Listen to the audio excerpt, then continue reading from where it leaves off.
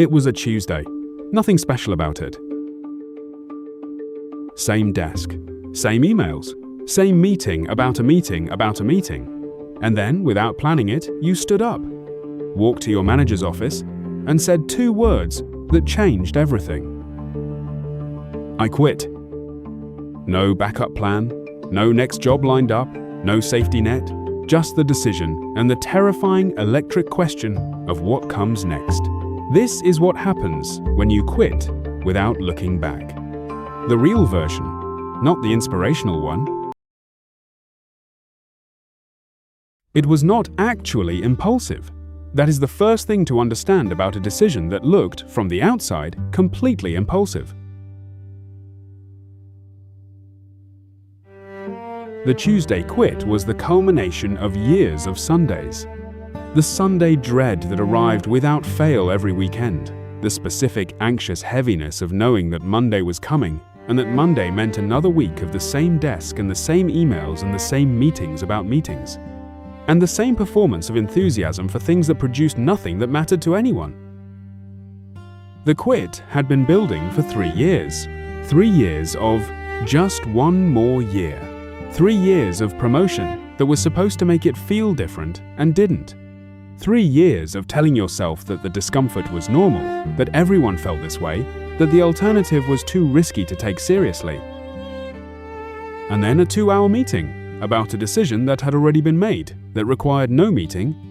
That accomplished nothing, except demonstrating that the system was more interested in the performance of work than in the actual doing of it.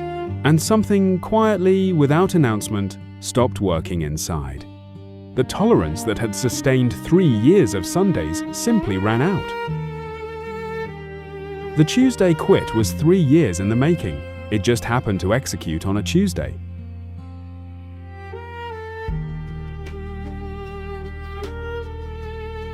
The first 2 weeks are the best weeks. The relief is physical. The Sunday dread is gone, replaced by something much lighter. The mornings are yours in a way they have never been. The city at 2 p.m. on a Tuesday is a revelation. All these people going about their lives in what used to be work time, the world not stopping or judging or requiring anything from you except that you figure out what comes next. Week 3 is different. The novelty has faded. The structure that the job provided, even the structure you resented, is now absent. And freedom without direction is its own specific kind of uncomfortable. You have all the time in the world and no particular place to put it. The blank calendar that felt like liberation in week 1 feels, in week 3, like a problem that needs to be solved. This is the moment where most people either build something or drift. The ones who build something impose structure on the freedom, not the structure of the corporate job, but their own structure, built around what they are actually trying to create. The ones who drift wait for clarity to arrive. Clarity does not arrive. It is built, and it is built through action, not through waiting in comfortable freedom for the answer to appear. Month 2. The savings are real but finite. The first client found through a connection, through a piece of work that impressed someone who needed what you could do, produces the first income that is not from the old employer. It is less than 1 week of the old salary. It is also the most significant money you have ever earned, because it is proof. The world will pay for what you can do, not just your former employer. The actual world. The first year income is less than the salary. This is almost always true. The first year is about building the foundation, the clients, the reputation, the processes, the skills, not about matching the number immediately. The people who get this wrong are the ones who quit expecting the income to arrive immediately and give up in month 4 when it hasn't. The people who get it right are the ones who have a financial plan that does not require the income to be immediate. By year 2, the income matches the salary. By year 3, it exceeds it. Not because the work became easier, because the foundation built in year 1 supported the growth in years 2 and 3 in ways that starting over in a new job never could have. Never looked back does not mean it was always easy. It does not mean there were no hard months. It does not mean the decision was obviously right every day. It means that going back was never the answer that was seriously considered. When things were hard, when the income was too low and the uncertainty was too high, and the next step was not clear, the options considered were work harder, work differently, find a new approach, reach out to a new contact, build something new. Going back was on the theoretical list, but never on the actual list.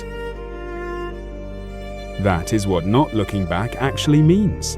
Not that you never thought about the old life, but that the direction never reversed.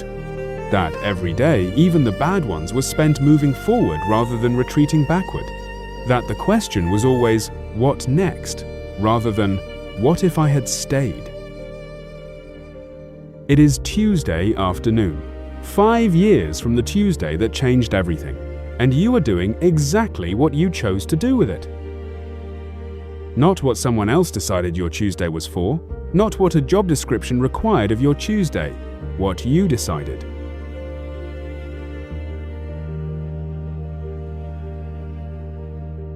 What you built the capacity to decide by walking out of a building on a random Tuesday afternoon with a small box of things that fit under your arm.